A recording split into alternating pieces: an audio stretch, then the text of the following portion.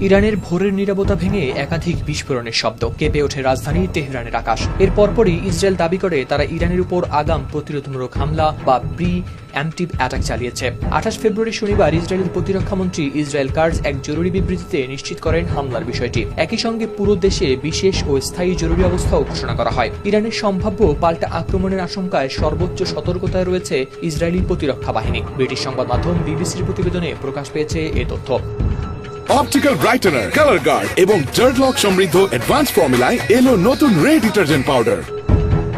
এদিকে ইরানের বার্তা সংস্থা ফার্স নিউজ এজেন্সি জানায়, রাজধানী তেহরানের কেন্দ্রস্থলে রিপাবলিক এলাকায় একাধিক ক্ষেপণাস্ত্র আঘাত এনেছে। দেশটির গণমাধ্যম বলছে, অন্তত 3টি বিস্ফোরণের শব্দ শোনা গেছে রাজধানীর কেন্দ্রস্থলে। তবে হামলার পরিধি ও ক্ষয়ক্ষতি সম্পর্কে এখনও বিস্তারিত তথ্য পাওয়া যায়নি। ইরানের পক্ষ থেকেও আনুষ্ঠানিক প্রতিক্রিয়া সীমিত। এদিকে এর আগে তেহরানের সাথে আলোচনার মাঝে ইরান থেকে হঠাৎ নিজেদের সকল নাগরিকদের সরে যেতে বলে যুক্তরাষ্ট্র। এরপরই হামলার সাথে ট্রাম্পের সম্পৃক্ততা নিয়ে বেড়েছে সন্দেহ। মধ্যপ্রাচ্যে চলমান উত্তেজনার মধ্যে এই হামলা নতুন করে বড় ধরনের সংঘাতের আশঙ্কা তৈরি করেছে। সমর বিশ্লেষকদের মতে, পরিস্থিতি দ্রুত অবনতির দিকে গেলে তা আঞ্চলিক যুদ্ধেও রূপ নিতে পারে।